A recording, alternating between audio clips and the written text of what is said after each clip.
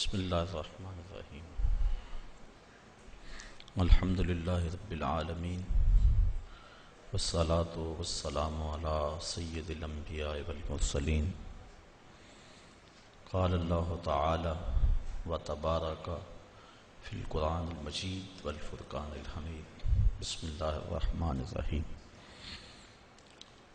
مثل الذین ينفقون اموالهم فی سبیل اللہ کمثل حبۃ انبتت سبع سنابل فی کل سنبلۃ مئۃ حبۃ واللہ یضاعف لمن یشاء واللہ واسع علیم الذین ينفقون اموالهم فی سبیل اللہ ثم لا یتبعون ما انفقوا منا ولا اذى لهم اجرهم عند ربهم ولا خوف عليهم ولا هم يحزنون قول معروف ومغفرة خير من صدقة يتبعها أذى والله غني حليم يا أيها الذين آمنوا لا تبطلوا صدقاتكم بالمن والأذى كالذي ينفق ماله رياء الناس ولا يؤمن بالله واليوم الآخر فمثله كمثل صفوان عليه تراب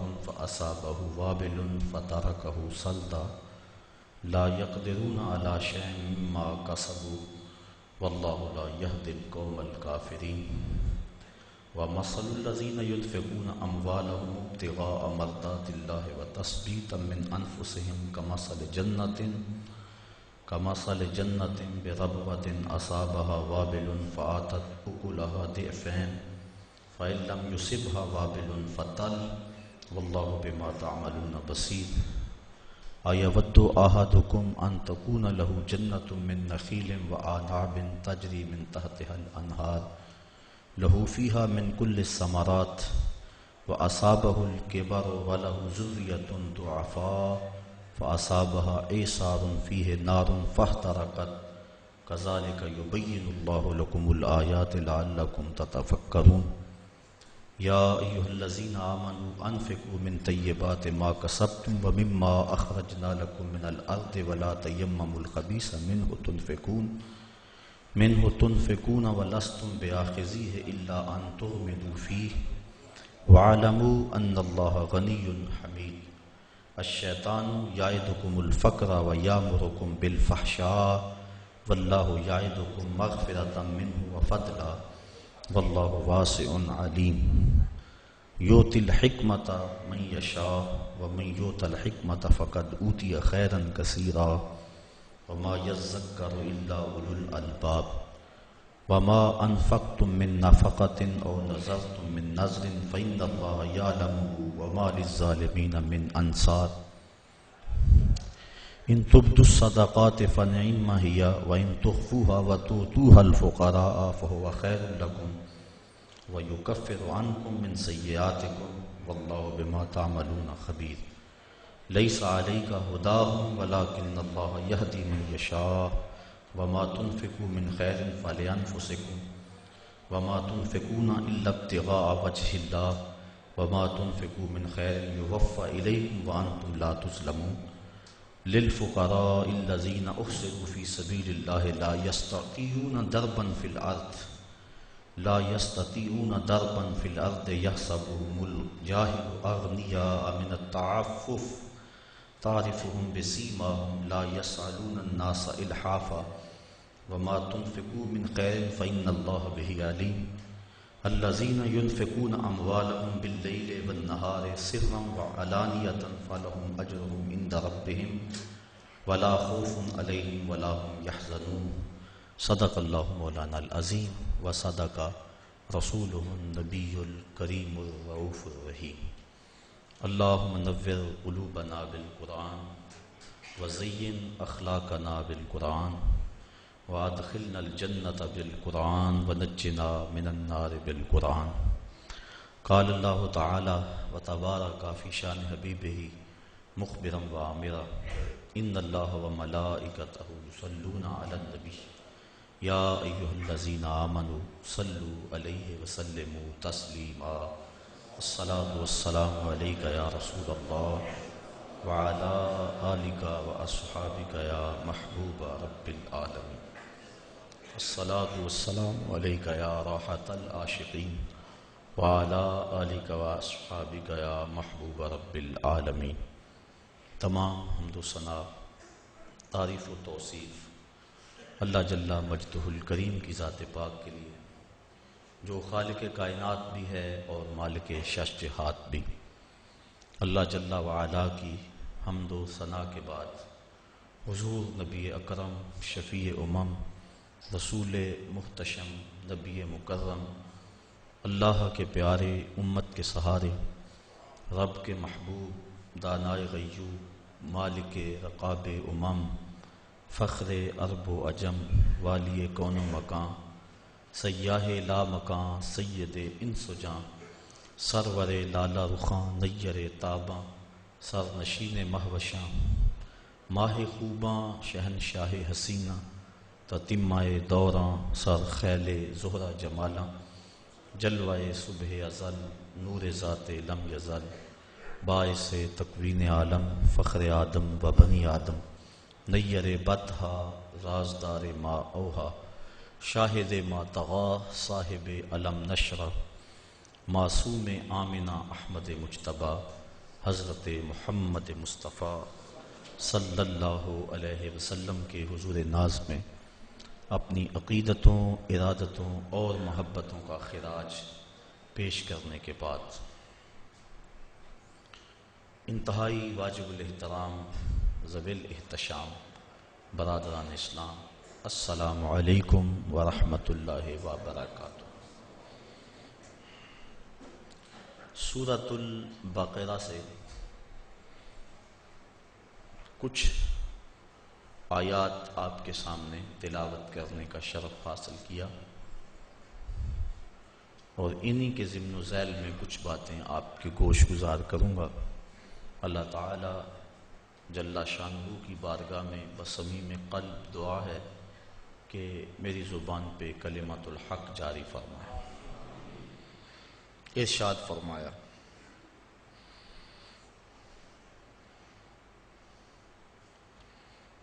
مثل الذین ینفقون اموالہم فی سبیل اللہ،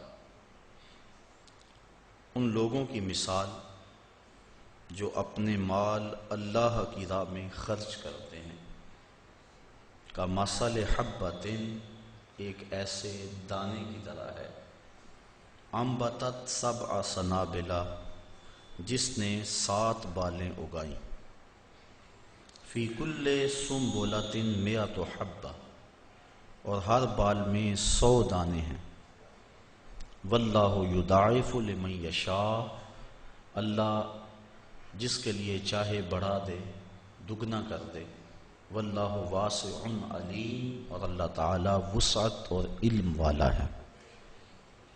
راہ خدا میں مال خرچ کرنے کی ترغیب دی گئی اور ایک مثال کے ساتھ سمجھایا گیا، جس طرح زمین کی کوکھ میں کسان بیج رکھتا ہے، پھر اس سے 7 بالیں اگتی ہیں، اگاتا تو اللہ ہے، یہاں دانے کی طرف اگانے کی نسبت کی گئی، یہ نسبت مجازی ہے، تو ہر بال میں 100 دانے، ایک بویا 700 مل گئے۔ اسی طرح اللہ کی راہ میں ایک خیرات کرو گے، اللہ 700 عطا فرمائے، اور فرمایا اگر وہ چاہے تو اس سے بھی بڑھا دے۔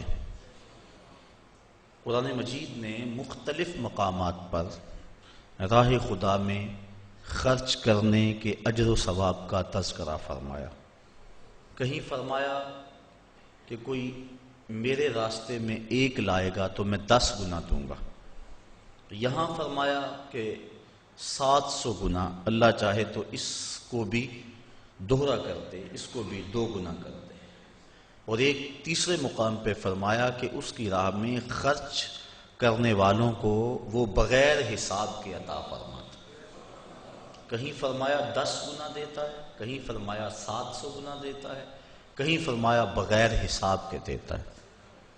تو علماء تفسیر فرماتے ہیں جو اس کی راہ میں حساب سے دے اللہ تعالیٰ اس کو حساب سے اس کا اجر دیتا ہے، اور جو اس کے راستے میں یوں ہی بے حساب دے اللہ اسے بھی بے حساب اجر عطا فرماتا ہے۔ دوسری بات علماء فرماتے ہیں یہاں خلوص کی بات ہے کہ جتنا گڑ ڈالیں گے اتنا ہی میٹھا ہوگا، جس کا جتنا خلوص ہے اللہ اسے اتنا عطا فرمائے گا، کسی کو 10 گنا، کسی کو 700 گنا، اور جس کا خلوص بہت سارا ہے اللہ اسے بغیر حساب کے عطا فرماتا ہے۔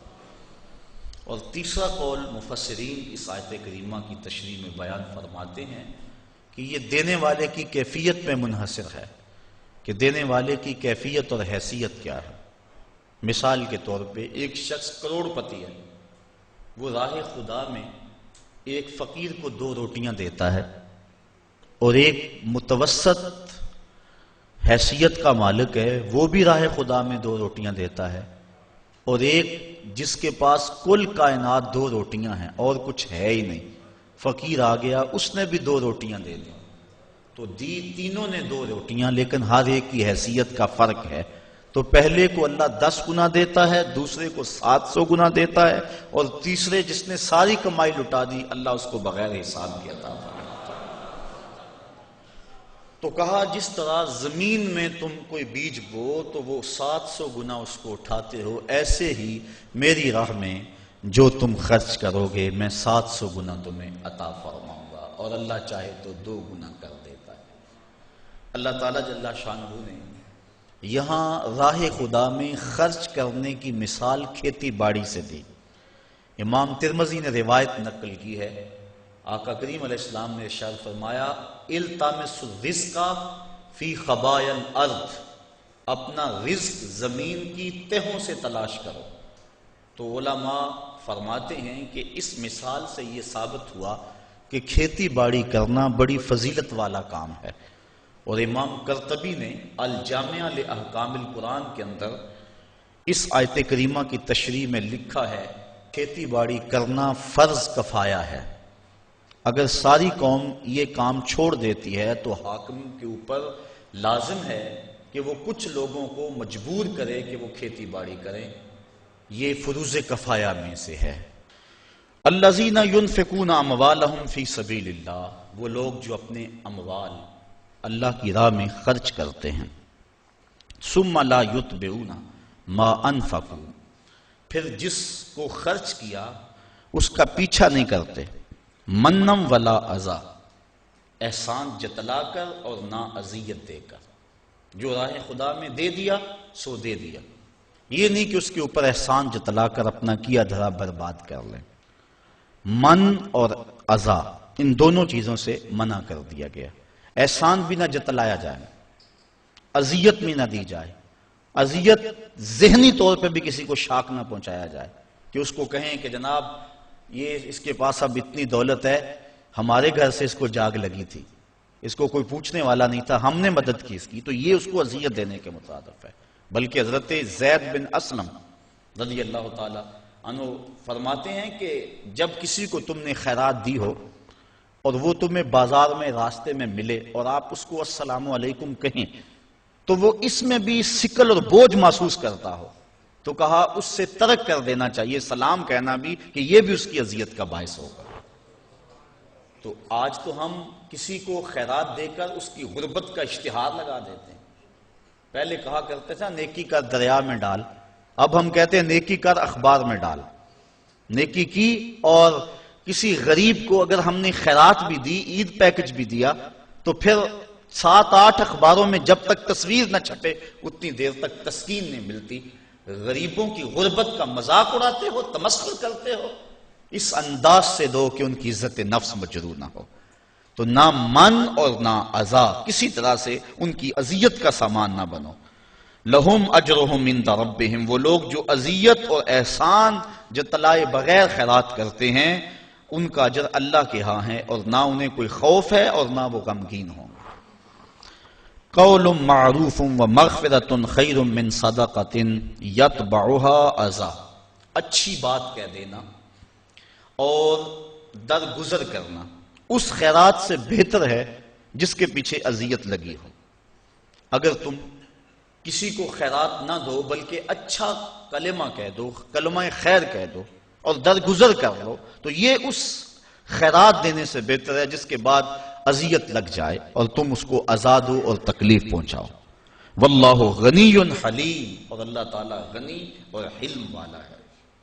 یا ایھا الذین آمنوا، اے ایمان والو، لا تبطلوا صدقاتکم بالمن والاذی، ایمان والو اپنے صدقے کو باطل نہ کرو احسان رکھ کر اور ایذا دے کر، اذیت پہنچا کر۔ کالذی ینفق مالہ رئاء الناس، اذیت دینا اور احسان جتلانا یہ اس شخص کے صدقے کی طرح ہے جو اپنا مال لوگوں کے دکھاوے کے لیے خرچ کرتا ہے۔ وَلَا يُؤْمِنُ بِاللَّهِ وَالْيَوْمِ الْآخِرِ، اللہ پر بھی یقین نہیں رکھتا اور پچھلے دن پر بھی یقین نہیں رکھتا۔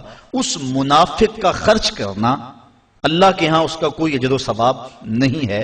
تو جو اپنا مال اللہ کی راہ میں خرچ کرنے کے بعد جس کو مال دیا اس کو اذیت دیتا ہے یا اس کو جتلاتا ہے، تو وہ ایسے منافق کے خرچ کرنے کی طرح ہے جو اللہ اور پچھلے دن پر یقین نہیں رکھتا، یعنی اس کو کوئی فائدہ نہیں ہے۔ تو ریاکاری کے لیے خرچ کیا گیا مال، اس کی مثال اللہ تعالیٰ نے دی کہ فَمَثَلُهُ كَمَثَلِ صَفْوَانٍ، اس کی مثال ایک ایسے چٹیل پتھر کی طرح ہے، ایسے چٹان کی طرح ہے، علیہ تراب، جس کے اوپر مٹی پڑی ہو، فَأَصَابَهُ وَابِلٌ، تو اس پر زوردار پانی پڑے، می برسے، فَتَرَكَهُ صَلْدًا، تو اس کو بالکل چٹیل پتھر چھوڑ دے۔ اب مٹی پڑی تھی، لگتا تھا اس کے اوپر کچھ اگے گا، لیکن جب بارش پڑی تو وہ ساری مٹی اس سے اتر گئی اور بالکل پتھر کا پتھر رہ گیا اور اس کے اوپر کوئی چیز نہ رہی۔ تو جو ریاکاری کے لیے عمل کیا جاتا ہے اس کو اس مثال سے بیان کیا گیا کہ اس کی ذات پتھر کی طرح ہے اور جو عمل کیا وہ مٹی کی طرح نظر آ رہا ہے، اور کل قیامت کا دن موسلادھار بارش کی صورت میں ہے، اور اس سے وہ عمل ختم ہو جائے گا، اور جب وہ دیکھے گا تو اس کے پلے کوئی عمل نہیں ہوگا۔ جس طرح چٹیل چٹان ہے اور اس کے اوپر کچھ نہیں ہے، تو وہ اپنے نامہ اعمال کے اندر ریاکاری کے لیے جو عمل کیا گیا ہے وہ اس کو نہیں دیکھے گا، اور دیکھے گا کہ بالکل اس کا نامہ اعمال صاف پڑا ہوا ہے اور وہاں کچھ بھی موجود نہیں ہے۔ وہ گمان کرتا تھا میں نے یہ کیا یہ کیا یہ کیا، لیکن یہ بھول گیا تھا کہ سب کچھ ریاکاری کے لیے کیا، لوگوں کے دکھلاوے کے لیے کیا۔ تو کل قیامت کے دن نامہ اعمال میں وہ نیکیاں تلاش کرے گا تو وہ نیکیاں نہیں ملیں گی۔ ریاکاری کو شرک اصغر کہا گیا، کسی عمل کو شرک نہیں کہا گیا ریاکاری کے علاوہ، یہ چھوٹا شرک ہے۔ اللہ کے علاوہ کسی اور کی رضا جوئی کے لیے، کسی اور سے داد لینے کے لیے، کسی اور سے نفع حاصل کرنے کے لیے بندہ عمل کرتا ہے، تو اس کو شرک کہا گیا۔ حدیث میں آتا ہے کل قیامت کے دن ایک شہید، ایک عالم قاری اور ایک سخی، تینوں کو اللہ کی بارگاہ میں پیش کیا جائے گا اور وہ اپنے اچھے اعمال کی اللہ سے جزا چاہیں گے۔ شہید کہے گا میں نے اپنی جان جیسی متاع عزیز تیری بارگاہ میں قربان کر دی۔ اللہ تعالیٰ ارشاد فرمائے گا تو نے اس لیے جان قربان کی کہ لوگ تجھے بہادر کہیں، 100 لوگوں نے کہہ لیا میرے لیے تو نے جان قربان نہیں کی، لہٰذا میرے ہاں تیرا کوئی اجر نہیں ہے۔ پھر عالم کہے گا میں نے تیرا قرآن پڑھا، لوگوں کو سنایا، ساری زندگی خدمات دین کرتا رہا، اللہ تعالیٰ ارشاد فرمائے گا کہ تو نے اس لیے کیا کہ لوگ تجھے داد دیں، تیری شہرت ہو، تیری عزت بڑھے، وہ بڑھ گئی۔ دنیا نے تجھے بڑا پروٹوکول دیا، بڑا اعزاز دیا، بڑی تکریم دی، میرے لیے تو نے یہ سب کچھ نہیں کیا تھا، لہٰذا میرے ہاں تیرا کوئی اجر نہیں ہے۔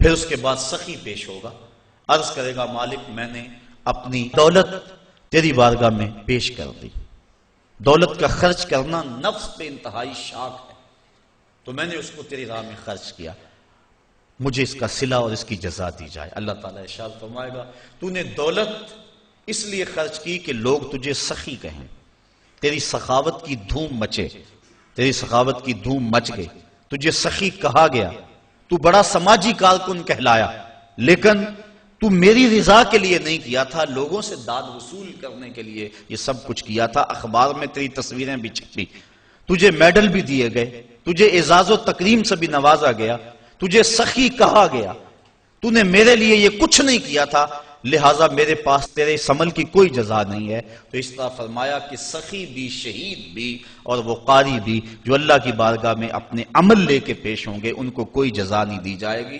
مومن جو عمل کرتا ہے اس کا مقصد اللہ کی رضا ہونا چاہیے تو اجر ہے، ورنہ پانی کے اوپر لگائی گئی لکیر کی طرح کچھ بھی نہیں ہوتا، وہ عمل ضائع ہو جاتا ہے۔ تو اللہ تعالیٰ جل شانہ نے فرمایا کہ ایسے ہے اس ریاکار کی مثال جس طرح پتھر کے اوپر گرد پڑی ہو اور موسلادھار بارش برسے تو وہ گرد ختم، پتھر کا پتھر۔ اسی طرح وہ سمجھتا ہے کہ میرے نامہ اعمال میں یہ نیکی ہے، لیکن جب قیامت کا دن آئے گا تو نامہ اعمال میں کوئی نیکی موجود نہیں ہوگی، پھر ڈاڈا پچھتاوا ہوگا۔ واللہ لا یہدی القوم الکافرین، اللہ کافر قوم کو ہدایت نہیں دیتا۔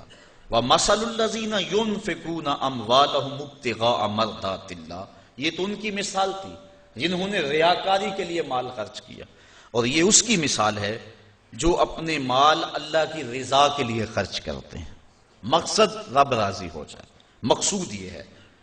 وَتَثْبِيتًا مِّنْ أَنفُسِهِمْ، اور اپنے دل جمانے کو کہ ان کا دل استقلال کا نور حاصل کر جائے، چونکہ مال کا خرچ کرنا میں نے عرض کیا کہ نفس پہ بڑا شاق ہے، لیکن جب انسان مال کو راہ خدا میں خرچ کرتا ہے نفس پہ گرانی آتی ہے، لیکن اس کا مقصد اگر رضا الہی ہو تو پھر اس گرانی کے بعد اس کو ایک لذت آنا شروع ہو جاتی ہے، ایک حظ اور ایک لطف ملتا ہے، اور وہ اس عبادت کا، خرچ کرنے کی عبادت کا نور ہے جو اس کے دل میں اترتا ہے۔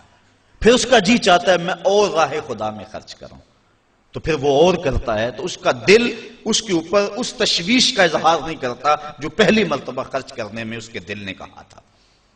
تیرے بچے چھوٹے چھوٹے ہیں، کاروبار اگر آگے چاہ کے ختم ہو گیا تو پیسے جمع ہوں گے تو کام آئیں گے، یہ ساری دلیلیں جو نفس دیتا تھا اب وہ دلیلیں چھوڑ دیتا ہے، دل تثبیت پا جاتا ہے، دل استقلال کی دولت پاتا ہے، پھر وہ تیسری مرتبہ خرچ کرتا ہے تو اس کو خرچ کرنے میں لذت ملتی ہے، اور وہ لذت پھر اس کی زندگی کا سرمایہ بن جاتی ہے، وہ سارا مال بھی خرچ کر دے اسے کوئی پرواہ نہیں ہوتی۔ حضرت سیدنا صدیق اکبر رضی اللہ تعالیٰ عنہ کی مثال ہمارے سامنے ہے، جو اس مرتبے کے اندر درجہ کمال پر پہنچے کہ سارا مال قدموں میں ڈھیر کر دیا۔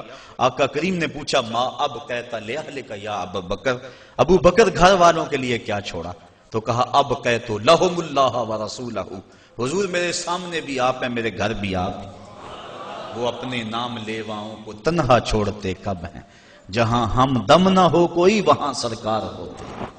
اللہ اکبر، یہ ہے وہ استقلال۔ جب یہ آیت نازل ہوئی نا من ذا الذی یقرض اللہ قرضا حسنا، کون ہے جو اللہ کو قرض حسنا دے؟ تو حضرت ابو الدہداء رضی اللہ تعالی عنہ حضور کا ہاتھ پکڑا اور عرض کی حضور کیا واقعی اللہ نے ہم سے قرض مانگا ہے؟ اللہ اکبر، کیسی اس کی کرم نوازی، خود عطا کرتا ہے پھر خود کہتا ہے مجھے دو۔ اللہ اکبر، یہ اس کی کرم نوازی۔ غریب کے لیے بھی آزمائش ہے، اس کو غربت دی، وہ صبر کر کے دکھائے، اور امیر کے لیے بھی آزمائش ہے، اس کو دولت دی کہ وہ راہ خدا میں خرچ کر کے اس آزمائش میں پورا نکلے۔ جس کو دولت دی گئی وہ سوچے کہ میرے اندر کیا کمال دھرا تھا کہ مجھے دولت دے دی گئی۔ باقی جس طرح اعضائے بدنی ہیں دوسرے لوگوں کے ہیں، میرے بھی ایسے ہی ہیں، میری قسمت کے اندر یہ جو زیادہ دولت لکھ دی گئی، اور پھر مجھے کہا گیا تیرے مال میں حق ہے ان کا جو مانگنے آتے ہیں، اور ان کا بھی حق ہے جو عزت نفس کی وجہ سے مانگنے نہیں آتے، گھر کے کواڑ بند کر کے اندر ہی اللہ کی رحمتوں سے امید رکھتے ہیں اور کسی کے سامنے ہاتھ نہیں پھیلاتے، جا ان کو بھی تلاش کر، ان کی بھی جھولی بھر کے آ، جو آگے ہیں ان کو بھی دے، اور جو عزت نفس کے لیے اپنے گھر سے باہر نہیں نکلتے جا ان کو بھی جا کے دے کے آ، تیرے مال میں ان دونوں کا حق ہے، للسائل والمحروم، سائل کے لیے بھی اور محروم کے لیے بھی۔ اللہ اکبر۔ تو ابو دہداء نے حضور کا ہاتھ پکڑا، عرض کی حضور کیا واقعی اللہ نے ہم سے قرض مانگا؟ فرمایا ہاں اللہ نے ہم سے واقعی قرض مانگا، اور یہ کہتے کہتے اپنے باغ کے قریب لے گئے۔ 700 کھجوروں کے درخت تھے ان کے باغ میں، اور کھجور کا درخت جب لگایا جائے کتنی دیر کے بعد پروان چڑھتا ہے، تو باغ کے مالک کی جان ہوتی ہے ان درختوں میں، اور درخت بھی 700، اور کل کمائی ہے بھی یہی، وہی باغ ان کا تھا، اس میں ان کی رہائش تھی، بچے بھی تھے۔ اب اس کے قریب کھڑے ہو کے عرض کی اگر واقعی اللہ نے ہم سے قرض مانگا ہے تو پھر آپ گواہ بن جائے سودے کے، یہ باغ میں نے اللہ کو قرضے میں دے دیا۔ ان کی بیوی اور ان کے بچے اس باغ میں رہائش پذیر تھے اور کوئی ان کا سرمایہ نہیں تھا، تو اب وہ باغ کے اندر نہیں جا رہے، اس باغ کے کنارے کھڑے ہو کے کہتے ہیں یا ام الدہدا اخرجی، اے دہدا کی امی بچوں کو لے کر جلدی جلدی باہر آ جاؤ، یہ باغ اب ہمارا نہیں رہا، یہ ہم نے اللہ کو قرضے میں دے دیا۔ اس پاک باز نیک سیرت خاتون نے یہ نہیں کہا کہ ابو دہدا آگے ہم کس مکان میں جائیں گے، آگے کوئی انتظام کیا ہے، بلکہ اس نے جلدی جلدی اپنا سامان سمیٹا، بچوں کو لیا، باغ سے باہر آئی اور پھر کہتی ہے رابحہ بیعو کا یا ابا دہدا، اے دہدا کہ ابو تو نے بڑا نفع والا سودا کر لیا، تو نے بڑے نفع والا سودا کر لیا ہے۔ یہ وہ تھے جو حضور کی درسگاہ کے طالب علم تھے۔ تو راہ خدا میں خرچ کرنے سے دل کو تکلیف نہیں ہوتی، دل کو تشویش نہیں ہوتی، بلکہ دل قرار پاتا ہے۔ تو جب خدا کی راہ میں خرچ کر کے دل کو تشویش پہنچے تو سمجھو دل کو استقلال کی دولت نہیں ملی، اور جب راہ خدا میں خرچ کر کے سکون کے قافلے اترنے شروع ہو جائیں اور روح رقص کرنے لگے اور باطن میں کیفیات اور نور و نکھت کی بارش ہونے لگے تو سمجھ لو کہ میری خیرات میرے مالک نے قبول فرما لی، اور یہ میں نے خالص اس کی رضا کے لیے ایسا کیا تھا۔ تو کہا کہ وہ لوگ جو اپنے مال اللہ کی رضا کے لیے وَتَثْبِيتًا مِّنْ أَنفُسِهِمْ، اور اپنے دل کے استقلال کے لیے، اپنے دل کو ثابت کرنے کے لیے، جمانے کے لیے خرچ کرتے ہیں، کَمَثَلِ جَنَّةٍ، اس خرچ کرنے کی مثال ایسے باغ کی طرح ہے بِرَبْوَةٍ، جو اونچی جگہ پر ہے، أَصَابَهَا وَابِلٌ، جس کو موسلا دار بارش پڑی، اونچی جگہ پہ محلے وقوع اور بارش بھی موسلا دار، فَآتَتْ أُكُلَهَا ضِعْفَيْنِ، تو اس کا پھل پھر دگنا آئے گا۔ اس کی مثال جس نے تثبیت قلب کے لیے اور اللہ کی رضا کے لیے مال خرچ کیا۔ فَإِن لَّمْ يُصِبْهَا، اگر اس کو وہ موسلادار بارش نہ بھی پہنچے، فَطَلٌ، تو اوس کا پڑنا، شبنم کے قطروں کا گرنا ہی اس کے پھل لانے کے لیے کافی ہوگا، کیونکہ وہ ایسے پوائنٹ پہ باغ اگا ہوا ہے، ایسی اونچی جگہ پہ اگا ہوا ہے، وہ بھی اس کے لیے کافی ہو جائے گا۔ واللہ بما تعملون بصیر، اور جو تم عمل کرتے ہو اللہ اسے دیکھ رہا ہے، اسے پتا ہے کون کس نیت سے اس کی راہ میں پیش کر رہا ہے۔ اَیَوَدُّ أَحَدُکُمْ أَن تَکُونَ لَهُ جَنَّةٌ مِّن نَخِیلٍ وَأَعْنَابٍ تَجْرِی مِن تَحْتِہَا الْأَنْہَارُ، اب پھر اس کی مثال پیش کی جانے لگی ہے جو ریاکاری کے لیے اپنے عمل کو، اپنے مال کو پیش کرتا ہے، مال بھی ہاتھ سے گوایا اور فائدہ بھی کچھ نہ کیا۔ اس کی مثال دی، کیا تم میں سے کوئی یہ پسند کرتا ہے؟ یہ استفہام انکاری ہے، یعنی کوئی پسند نہیں کرتا۔ کیا؟ ان تکون لہ جنتن، کہ اس کا ایک باغ ہو، من نخیل وعناب، کھجوروں کا اور انگوروں کا، تجری من تحتها الانہار، اس باغ کے نیچے نہریں بہتی ہوں، پانی بھی وافر ہو، لہو فیہا من کل الثمرات، اور اس شخص کے لیے اس باغ میں ہر طرح کا پھل موجود ہو، وَأَصَابَهُ الْكِبَرُ، اور جس کا باغ ہے اس کو بڑھاپا آ لے، وہ بوڑھا ہو جائے، باغ جوان ہو گیا، بندہ بوڑھا ہو گیا، وَلَهُ ذُرِّيَّةٌ ضُعَفَاء، اور اس کے بچے چھوٹے چھوٹے ہیں، بچے چھوٹے ہیں، آپ بوڑھا ہے، باغ جوان ہو گیا، اور باغ میں بھی ہر شے ہے، پھر کیا ہوا؟ فَأَصَابَهَا عِصَارٌ، تو اس باغ میں ایک ہوا کا بگھولا داخل ہوا، فیہ نار، جس بگھولے میں آگ تھی، فاحترقت، تو وہ باغ جل گیا، بندہ بوڑھا ہے، بچے چھوٹے ہیں، باغ پروان چڑھا ہوا تھا اور ایسی آگ آئی کہ باغ جل گیا۔ بتائیے اس شخص کی حالت کیا ہوگی؟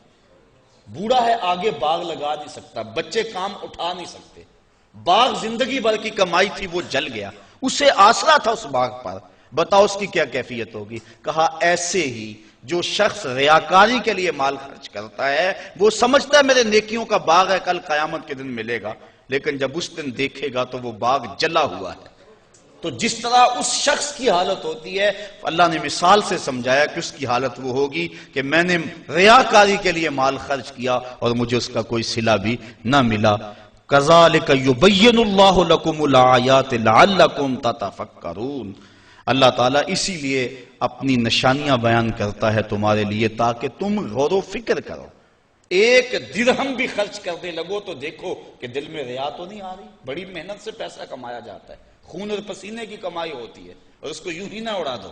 بلکہ تم نے مال جیسی متاع وارنی ہے اس کے راستے میں، تو پہلے اپنے دل کو مخلص کر لو، خلوص کے ساتھ 1 درہم بھی دو گے تو اللہ وہ بھی قبول فرمانے والا ہے۔ اس لیے ایسا نہ ہو کہ تم سب کچھ برباد کر بیٹھو۔ یا ایھا الذین آمنوا، اب پہلی بات یہ ہے کہ خلوص سے خرچ کیا جائے۔ ان آیات کے اندر ریا سے بچنے، من و اذا سے بچنے، یعنی نہ دکھلاوے کے لیے عمل کرے، راہ خدا میں خرچ کرے، نہ احسان جتلانے کے لیے خرچ کرے، اور نہ ہی خرچ کرنے کے بعد جس کو دیا اس کو کوئی کسی قسم کی اذیت پہنچائے، ذہنی اذیت بھی اس کو نہ دے۔ اور اب جو خرچ کر رہا ہے یہ اگر کیفیات ہو گئی تو اب خرچ کر رہا ہے تو خرچ کرے کون سا؟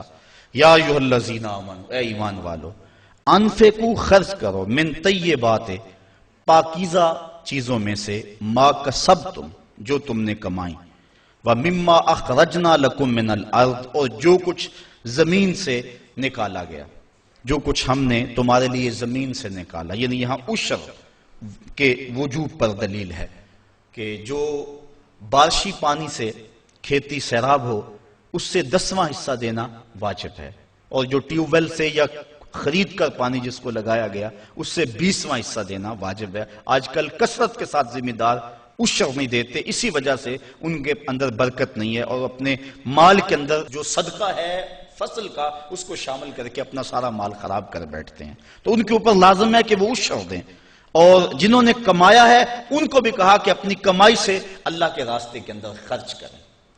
اب ذرا غور فرمائیں کہ اس کو کہا من طیبات ما کسبتم، جو تم نے کمایا پاکیزہ چیزوں میں سے وہ راہ خدا میں دو۔ اس پاکیزہ کی تشریح میں علماء فرماتے ہیں 3 چیزیں، ایک تو عمدہ، دوسرا وہ پاک ہو، فی نفس ہی پاک ہو۔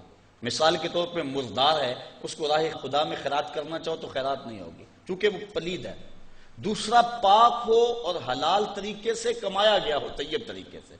بکری ہے، پاکیزہ ہے، اس کو راہ خدا میں خیرات کرنا چاہو ہو سکتی ہے، لیکن ہے چوری کی ہے حلال، لیکن جو ذریعہ ہے اس کے حاصل کرنے کا وہ حلال نہیں ہے، تو اس کا بھی صدقہ خیرات نہیں دی جائے گی۔ جس طرح کہ رشوت کے پیسوں سے لوگ قربانی دیتے ہیں، بڑی عید کے موقع پہ جگہ جگہ ناکے لگے دیکھے، میں نے ایک دن پوچھا کہ یہ کیا ماجرا ہے، کہنے لگے آج کل انہوں نے تو قربانی دینی ہے نا، تو وہ قربانی جو کسی سے چھین کر یا کسی کا حق غصب کر کے یا رشوت لے کے یا 2 نمبر مال سے دی جائے تو وہ بھی قبول نہیں ہے۔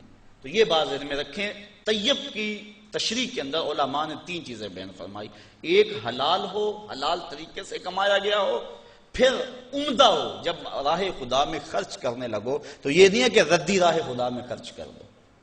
اللہ تعالیٰ نے آگے فرمایا وَلَا تَيَمَّمُوا الْخَبِيثَ مِنْهُ، تم خبیث چیز اس کی راہ میں دینے کا ارادہ نہ کرو، تنفقون کہ تم خرچ کرو اس کو، وَلَسْتُمْ بِآخِذِيهِ، حالانکہ تم اس خبیث کو خود لینا پسند نہیں کرو گے، الا ان تغمضوا فیہ، مگر اس کے اندر اگر تم چشم پوشی کر کے وہ لے لو تو وہ الگ بات ہے، لیکن کھلی آنکھوں سے تم اس کو قبول کرنے کو تیار نہیں ہوگے۔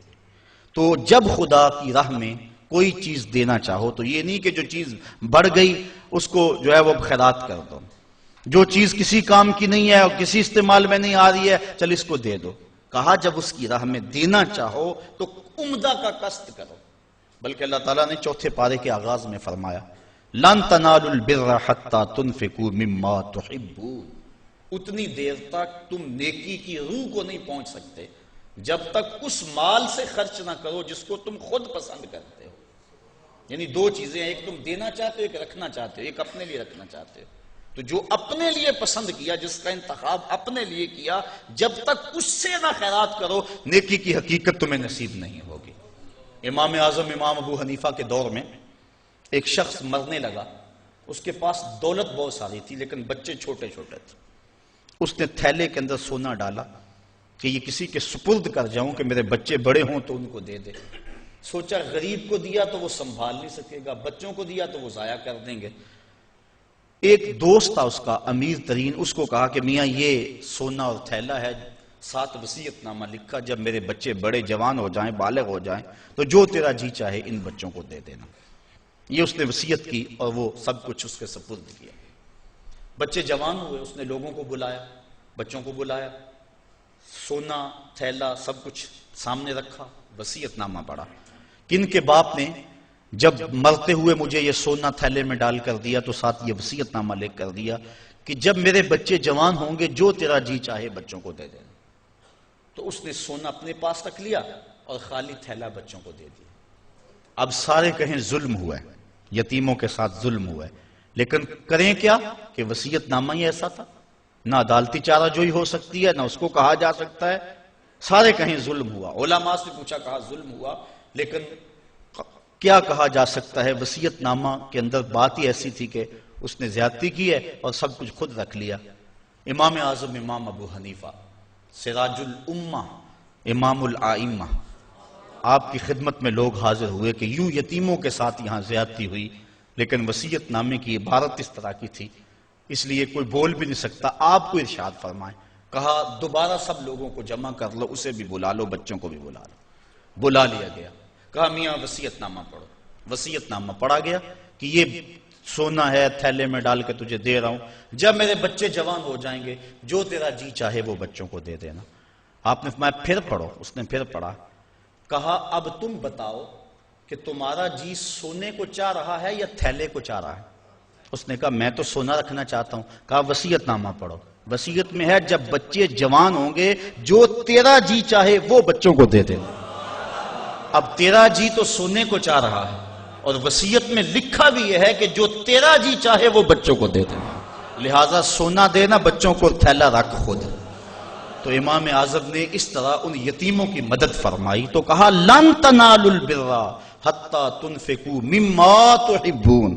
تم اتنی دیر تک نیکی کی حقیقت کو نہیں پہنچ سکتے جب تک اس کو تم اللہ کی راہ میں خیرات نہ کرو جس کو تم خود پسند کرو. اللہ مما تحبون، تو انسان اس کو راہ خدا میں خیرات کرے جس کو خود پسند کرتا ہے. اور آگے فرمایا وَعَلَمُوا، اور جان لو ان اللہ غنی حمید، اللہ غنی بھی ہے اور سراہا ہوا بھی ہے.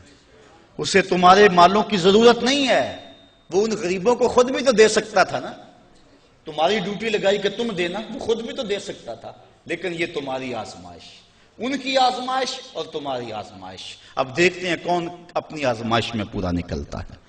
الشیطان یعدکم الفقر ویامرکم بالفحشاء، شیطان تمہیں اندیشہ دلاتا ہے محتاجی کا. اگر تم نے اللہ کی راہ میں دیا تو تم محتاج ہو جاؤ گے، تمہارے پاس اتنی دولت نکل جائے گی. وَيَأْمُرُكُمْ بِالْفَحْشَاءِ، اور تمہیں بے حیائی کا حکم دیتا ہے. بے حیائی سے یہاں مراد علماء تفسیر فرماتے ہیں بخل ہے، کنجوسی ہے.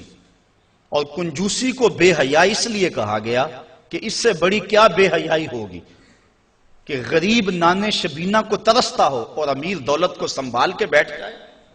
یہ بے حیائی نہیں ہے تو اور کیا ہے؟ وہ کیا کسی نے کہا تھا گندم امیر شہر کی ہوتی رہی خراب، بچی مگر غریب کی فاقوں سے مر گئی.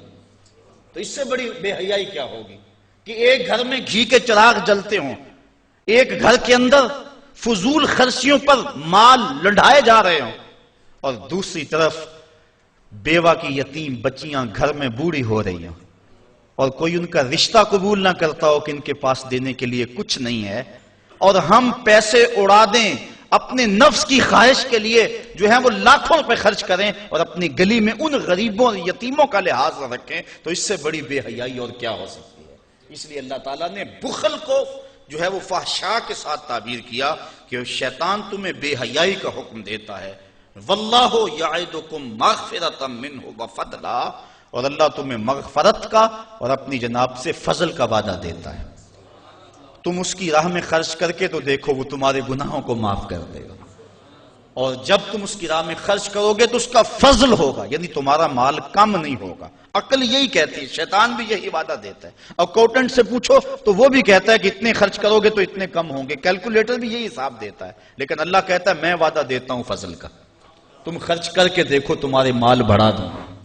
اور میں ایک مثال دیا کرتا ہوں، پرانے دور میں یہ ہم نے بھی دیکھا ہوا دور کہ کنووں سے پانی نکال کر کھیتوں کو ہم سیراب کیا کرتے تھے، پھر دیکھتے دیکھتے ٹیوب ویل آ گئے تو ان سے پانی ہم اپنے کھیتوں کو دینے لگے. وہ جو کنویں تھے ان کو باقاعدہ بند نہیں کیا، لیکن اب کہیں کوئی پرانا کنواں ہو تو وہاں جا کر دیکھو، ایک تو پانی بہت نیچے جا چکا ہے، دوسرا ڈول ڈال کر نکالو گے تو گندا ہو چکا ہے، سونگو گے تو بدبودار ہو چکا ہے. پانی وافر تھا، شفاف تھا، کثیر تھا، پاکیزہ تھا، لیکن اب وہی پانی نیچے بھی چلا گیا، نہ اس کی فراوانی رہی، نہ اس کی تازگی رہی، نہ اس کا وہ شفاف پن رہا. کیوں؟ اس لیے کہ جب وہ کنواں اپنا فیض باہر دیتا تھا نیچے سے سوتے پھوٹتے تھے. جتنا لٹاتا تھا اللہ اور دے دیتا تھا. جب اس نے باہر دینا چھوڑ دیا اللہ نے اس کو عطا کرنا چھوڑ دیا. اس لیے اس کی راہ میں دیتے جاؤ گے اللہ خزانوں کے منہ تمہارے لیے کھول دے گا. تمہارے مال میں خدا کی راہ میں دینے سے کبھی کمی نہیں آئے گی. اگر کسی کا مال کم ہوا ہے، کاروبار لوگوں کے دیکھیں، ہم نے بڑے بڑے کاروبار ہوتے ہیں بعد میں ختم ہو جاتے ہیں. تلک الایام نداولها بین الناس، دن پلٹتے رہتے ہیں، آج اور کل کیفیت اور. اس کی وجہ یہ نہیں ہے کہ اس نے راہ خدا میں لٹایا تو اس لیے ایسا ہوا، اس کی وجہ اور ہے.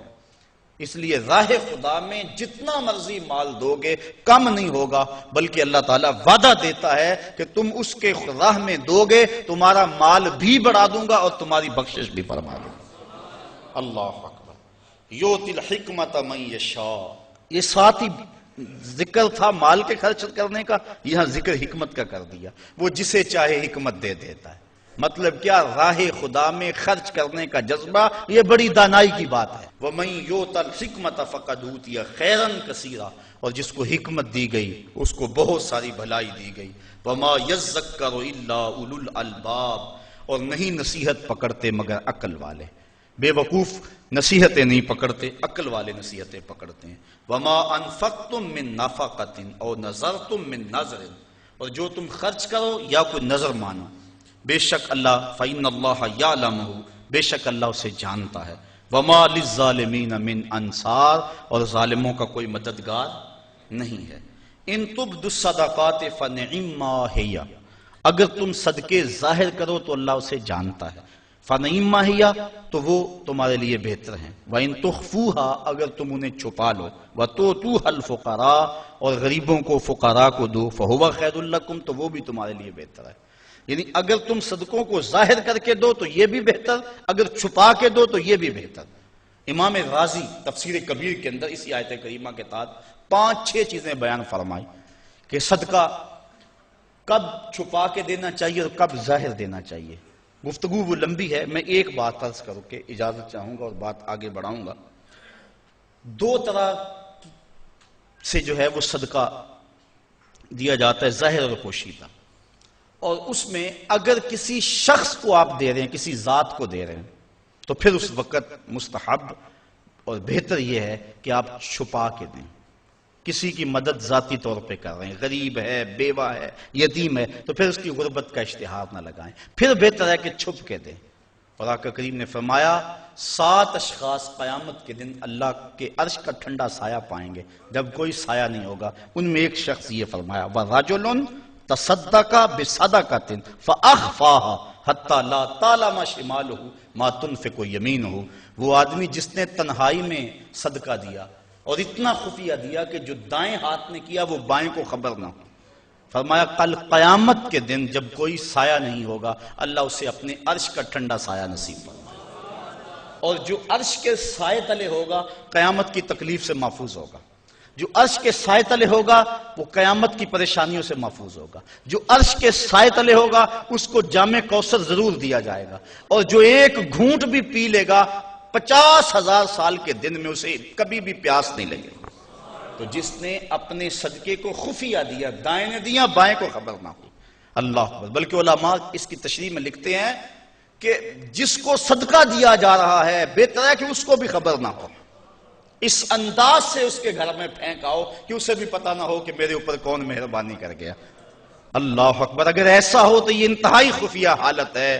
اللہ اکبر اللہ اکبر. تو کہا کہ اگر تم صدقہ خفیہ دو تو وہ بھی تمہارے لیے بہتر ہے، اور اگر تم ظاہر دو تو ظاہر دینا کس وقت مستحب ہے جس میں کسی شخص کی ذات کا معاملہ نہ ہو. مثال کے طور پہ مسجد کے لیے فنڈ مانگا جا رہا ہے، دارالعلوم کے لیے مانگا جا رہا ہے، کسی ہاسپٹل کے لیے مانگا جا رہا ہے، کسی اور رفاہی کام کے لیے مانگا جا رہا ہے. لہٰذا وہاں آپ اس نیت سے کہ اگر میں اٹھ کے اعلان کروں گا تو میرے دیکھا دیکھی کئی اعلان کریں گے، لہٰذا مدد ہو جائے گی. تو آقا کریم نے ایک مرتبہ جہاد کے لیے فنڈ مانگا تو ایک صحابی نے جلدی سے آغاز کر دیا، اس کو دیکھنے سے باقی بھی اٹھ کھڑے ہوئے، تو آقا کریم نے اس وقت فرمایا تھا من سنہ فی الاسلام میں سنتن حسنتن فلہ اجرہا، جس نے اسلام میں ایسے اچھے طریقے کو رائج کیا اللہ تعالیٰ اس کو اس کا اجر عطا فرمائے گا، اور اس کے دیکھا دیکھی جس نے اس کام کو کیا اللہ اس کا اجر بھی سے عطا فرمائے گا۔ تو اس نیت سے اگر ظاہر کر لیا جائے تو وہ زیادہ فضیلت والا ہے۔ دوسرا، اگر آپ خفیہ کی بجائے اعلانیہ کرتے ہیں تو اس سے آپ کے نفس پر ریاکاری کا امکان پیدا ہو جاتا ہے، تو پھر بہتر یہ ہے کہ ریاکاری سے بچنے کے لیے خفیہ صدقہ کیا جائے تاکہ اللہ تعالیٰ آپ کے اس عمل کی برکت آپ کو نصیب فرمائے، ورنہ ایسا ہوگا کہ ریاکاری سے سب کچھ برباد ہو جائے گا۔ آگے ارشاد فرمائے وَيُكَفِّرُ عَنْكُم مِّن سَيِّئَاتِكُم، اگر تم اللہ کی راہ میں چھپ کے یا ظاہر صدقہ کرو گے تو اللہ کے نزدیک وہ بہتر ہے، اور وہ اس سے تمہارے گناہوں کو اتار دے گا، یعنی صدقہ دینے سے جو ہیں وہ گناہ مٹتے ہیں۔ وَاللَّهُ بِمَا تَعْمَلُونَ خَبِيرٌ، اور جو تم کر رہے ہو اللہ اس کو دیکھ رہا ہے، نہیں کسی نے دیکھا، جس کو تم نے دیا اس نے بھی نہیں دیکھا، کسی کو نہیں کانوں کان خبر ہوئی، لیکن جس کے لیے دے رہے ہو وہ تو دیکھ رہا ہے۔ اللہ اکبر۔ یہ اپنی اپنی نیت پر منحصر ہے کہ کس کی نیت کیا ہے۔ لیس علیک ہداہم ولکن اللہ یہدی من یشاء، اے حبیب آپ کے اوپر لازم نہیں ہے کہ ان کافروں کو جو ہے وہ آپ ہدایت دیں، بلکہ اللہ جس کو چاہتا ہے ہدایت دے دے۔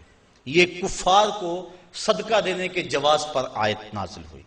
صحابہ صدقہ اپنا دیتے تھے، اپنوں کو مسلمانوں کو بھی، لیکن ان کے رشتہ دار کافر بھی ہوتے جو پریشان ہوتے، تو دل میں آتا یہ کافر ہیں، تو اللہ تعالیٰ نے اجازت دی کہ ان کو بھی آپ دے سکتے ہیں۔ تو کافر کو صدقہ واجبہ نہیں لگتا، یعنی زکوٰۃ نہیں لگتی، صدقہ فطر نہیں لگتا، اور جو منت کا جو صدقہ ہے وہ نہیں لگتا، واجبہ نہیں لگتا، نافلہ صدقے جو ہیں ویسے تعاون کر دیا جائے تو وہ اس کو لگ جاتا ہے۔ اس کی دلیل قرآن مجید کی یہ آیت ہے۔ وَمَا تُنْفِقُوا مِنْ خَيْرٍ فَلِأَنفُسِكُمْ، اور تم جو اچھی چیز دو تو تمہارا ہی اس میں بھلا ہے، فائدہ تمہیں ہی ہوگا، تمہارا ہی بینک ہے۔ وَمَا تُنْفِقُونَ إِلَّا ابْتِغَاءَ وَجْهِ اللَّهِ، اور تمہیں خرچ کرنا مناسب نہیں مگر اللہ کی رضا چاہنے کے لیے۔ وَمَا تُنْفِقُوا مِنْ خَيْرٍ يُوَفَّى إِلَيْكُمْ، اور جو مال تم خدا کی راہ میں دو گے اس کا تمہیں پورا پورا اجر ملے گا۔ وَأَنْتُمْ لَا تُظْلَمُونَ، تمہارے سے ظلم نہیں کیا جائے گا، جتنا دیا اس کا پورا پورا اجر ملے گا۔ لِلْفُقَرَاءِ الَّذِينَ أُحْصِرُوا فِي سَبِيلِ اللَّهِ، یہ کہا کہ کافروں کو تم صدقہ دے سکتے ہو، لیکن فرمایا تمہارے صدقے کے زیادہ حقدار وہ ہیں، کون؟ لِلْفُقَرَاءِ الَّذِينَ، وہ فقیر لوگ، احسروا فی سبیل اللہ، جو اللہ کی راہ کے اندر رکے ہوئے ہیں۔ اس سے مراد احسروا فی سبیل اللہ سے مراد مفسرین نے اصحاب صفہ لیے ہیں۔ یہ 400 کے قریب صحابہ تھے، 300 سے لے کر 400 تک ان کی تعداد مختلف روایات میں آئی ہے، جو مسجد نبوی میں رہتے تھے۔ ان کا نام کوئی گھر تھا نہ ان کے اہل تھے، بس سارا دن مسجد نبوی میں رہتے۔ حضور نے ان کے لیے ایک چبوترا بنوا دیا جس کو صفہ کا چبوترا کہا جاتا ہے، تو وہ اس پہ بیٹھے رہتے، حضور کے انتظار میں رہتے۔ آقا کریم آتے تو وہ حضور سے دین سیکھتے، بلا تعین اوقات حضور سے دین سیکھتے۔ کسی غزوے پر حضور ان کو چاہتے تو ساتھ لے جاتے، کسی سرایہ پہ بھیجتے تو وہ حضور کے حکم کی جو ہے وہ تعمیل کرتے۔ زیادہ کوشش کرتے کہ وہ لکڑیاں اکٹھی کر کے ان کو بیچ کر اپنے پیٹ کا گزارا کرتے، لیکن مصروفیت چونکہ تعلیم دین میں تھی تو وہ کمائی نہیں کر سکتے تھے۔ اللہ تعالیٰ جل شانہ نے یہاں باقاعدہ یہ بات ارشاد فرما دی، لا یستطیعون ضربا فی الارض، وہ زمین پر چل نہیں سکتے، یعنی باقاعدہ وہ کاروبار نہیں کر سکتے کیونکہ وہ دین کے علم کے لیے رکے ہوئے ہیں۔ کہا تمہارے صدقے کے زیادہ حقدار یہ طلباء ہیں، دین والے لوگ جو اپنا سب کچھ چھوڑ کے دین سیکھ رہے ہیں۔ یحسبہم الجاہل اغنیاء من التعفف، سوال نہ کرنے کی وجہ سے اس کو ناواقف آدمی سمجھتے ہیں یہ تو بڑے ٹھیک ٹھاک ہیں، یہ تو غنی ہیں، چونکہ ہر بندہ اندر نہیں جھانک سکتا۔ وہ کیا کسی نے کہا تھا نا، ہستی پلکوں کے نیچے غم بھی پلتے ہیں، ہستی پلکوں کے نیچے غم بھی پلتے ہیں، مگر کون دیکھتا ہے اتنی گہرائی میں۔ تو وہ بظاہر ان کے چہرے مورے ایسے ہیں کہ لگتا یہ ہے کہ یہ بڑے ٹھیک ٹھاک ہیں، ضرورت ہی نہیں ہے، لیکن مالداروں کے اوپر لازم ہے کہ ان کو بھی تلاش کریں جو مانگتے نہیں اور ان کے گھر جا کے ان کی اعانت کر کے آئیں۔ اللہ نے اپنے محبوب سے مخاطب کر کے کہا تعرفہم بسیماہم، محبوب تو ان کی پیشانیوں سے پہچان لیتا، لوگ نہ جانے تجھے تو پتا ہے نا۔ حضرت ابو ہریرہ رضی اللہ تعالیٰ عنہ باہر آ کے بیٹھ گئے، کہتے مجھے بھوک بڑی لگی ہوئی تھی اور اتنی بھوک کہ گزارا نہیں ہو رہا تھا، بیٹھا نہیں جا رہا تھا۔ میں نے کہا کوئی آدمی گزرتا میرے چہرے کو دیکھ کے پہچان لے گا۔ پھر ایک صحابی آئے، میں نے ان سے ایک مسئلہ پوچھا، وہ مسئلہ بتا کے چلے گئے۔ دوسرے آئے، میں نے قرآن کی آیت کے بارے میں پوچھا، وہ بتا کے چلے گئے۔ پھر دل و قلب و نگاہ کے مرشد اولین آ گئے۔ میں نے حضور سے مسئلہ پوچھا، حضور نے کہا ابو ہریرہ بھوک لگی ہوئی ہے؟ میں نے کہا ہاں حضور بھوک لگی ہوئی ہے۔ پوچھا مسئلہ؟ آقا کریم میں بھوک لگی ہے؟ ہاں حضور بھوک لگی ہے۔ مسئلہ ہی یہی تھا؟ کہتے ہیں آ جاؤ میرے ساتھ آ جاؤ۔ پھر وہ روایت آپ علماء سے سنی کہ حضور اندر چلے گئے، اجازت دی۔ حضرت ابو ہریرہ فرماتے ہیں میں دیکھا دودھ کا ایک پیالہ پڑا، کہا ابو ہریرہ جاؤ جو صفہ پہ بیٹھے ان کو بھی بلا لاؤ۔ میں سوچا وہ تو 70 ہیں اور دودھ کا پیالہ ایک، لیکن حضور کا حکم تھا، میں بلا لایا، کہا اب ان کو پلاؤ۔ کہا پریشان تھا لیکن جب پہلے نے پیا ایک قطرہ بھی کم نہ ہوا۔ میں سمجھ گیا حوض کوثر کی نہروں سے کنیکشن جڑ گیا ہے۔ کہا کہ ان سب کو پلاؤ، کہا ایک نے پیا پھر دوسرے نے پیا، 70 آدمی دودھ پی گئے۔ اللہ اعلیٰ حضرت فرماتے ہیں ہاں جناب ابو ہریرہ کیسا تھا وہ جام شیر جس سے 70 صاحبوں کا دودھ سے منہ بھر گیا۔ اللہ اکبر۔ کہتے ہیں پھر حضور نے مجھے پلایا، کہا اور پیو اور پیو، حتیٰ کہ میں سراب ہوا، حضور اب نہیں پیا چاہتا۔ پھر آقا کریم کو پیالہ لیا۔ استاذ المکرم فرمایا کرتے تھے یہ تو دیکھتے ہو کہ ایک دودھ کا پیالہ 70 کے لیے کافی ہو گیا، یہ بھی تو دیکھو کونین کا سردار اور 70 کا جوٹا پی رہا، اس پہلو پہ بھی ذرا نظر جائے۔ اللہ اکبر۔ تو کہا محبوب تم تو جانتے ہو ان کے چہروں سے، اللہ اکبر، کہ وہ لوگوں سے سوال نہیں کرتے، لا یسألون الناس الحافا، وہ لوگوں سے لپٹ کر سوال نہیں کرتے، بڑے خوددار ہوتے ہیں۔ عموماً ایسے لوگوں کی تلاش بڑی ضروری ہے کہ جو لوگوں سے سوال نہیں کرتے، ورنہ ہم نے دیکھا ہے کہ جو لوگ مانگنے والے ہیں، سوال کرنے والے ہیں، وہ تو لاکھوں روپے جمع کر لیتے ہیں، اور جو بیچارے عزت نفس کا لحاظ رکھنے والے ہوتے ہیں ان تک کوئی بھی نہیں پہنچتا۔